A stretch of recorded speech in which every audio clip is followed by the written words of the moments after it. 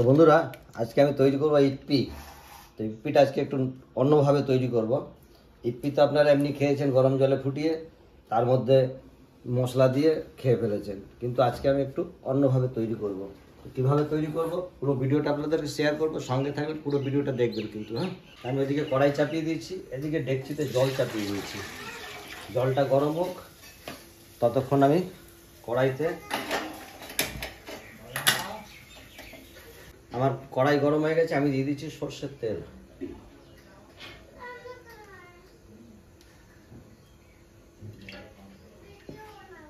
তেলটা গরম হয়ে গেছে, আমি দুটো পেঁয়াজ কেটে নিয়েছি।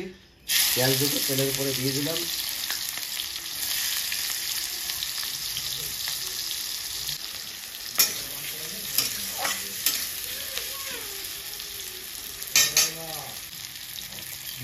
আমি দিয়ে দেবো কটা কাঁচা লঙ্কা।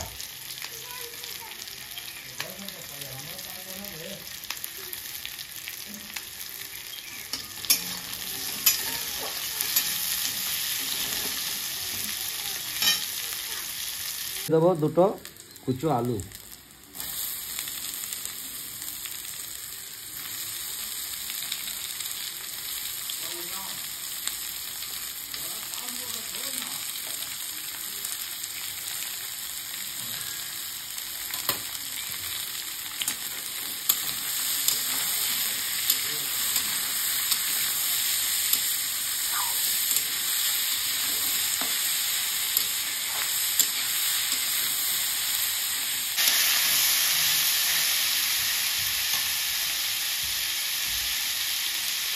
যেটুকু আমি আলু দিচ্ছি সেই পরিমাণে নুন দিয়ে দেবো, খুব বেশি দেবো না, কেন ইপ্পির মশলাতে নুন থাকে।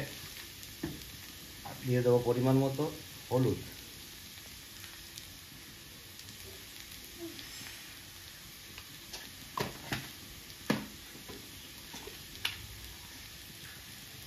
দেবো সামান্য গোলমরিচের গুঁড়ো।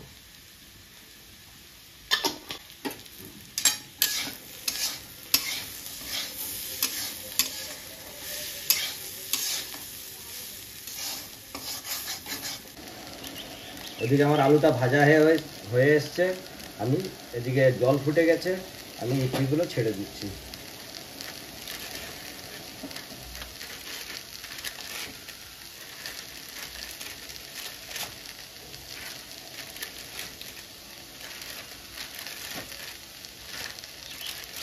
এইভাবে বানিয়ে খেয়ে দেখবেন, খেতেও ভালো লাগবে আর পরিমাণেও বেড়ে যাবে।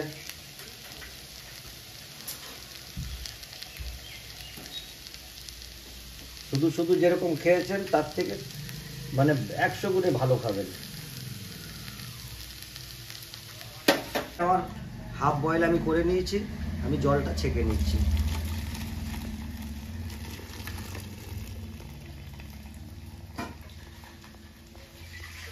জল দিচ্ছি কেন জড়িয়ে না যায়। আমার আলুটা ভাজা হয়ে গেছে, আমি উপর থেকে দিয়ে দিচ্ছি ইপ্পিটা। জলটা ঝরিয়ে নিয়েছি, এর মধ্যে ছাড়িয়ে দিচ্ছি।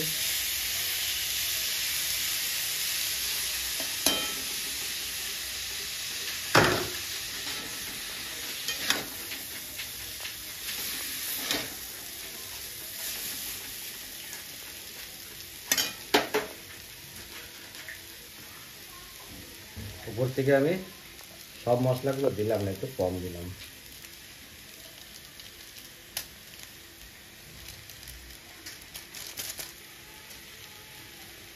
এটাতে অলরেডি স্পেশাল মশলা দেওয়াই থাকে, যার জন্য আর আমি কোনো মশলা দিলাম না এতে।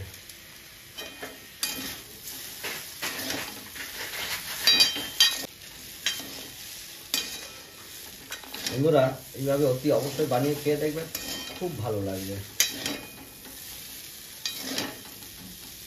জিনিসটা প্রত্যেকদিন মানুষ খায় না, কিন্তু যেদিন খাবেন সেদিন বানিয়ে খেয়ে দেখবেন, খুব ভালো লাগবে।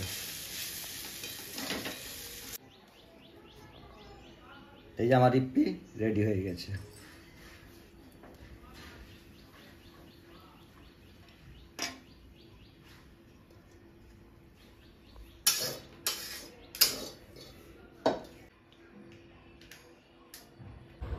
তো বন্ধুরা, এই আমার ছোট্ট ভাই চলে এসছে।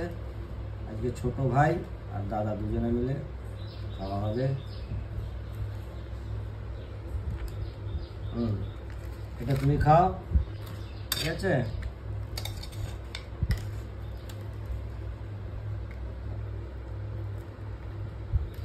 আমি একটু খেয়ে দেখি।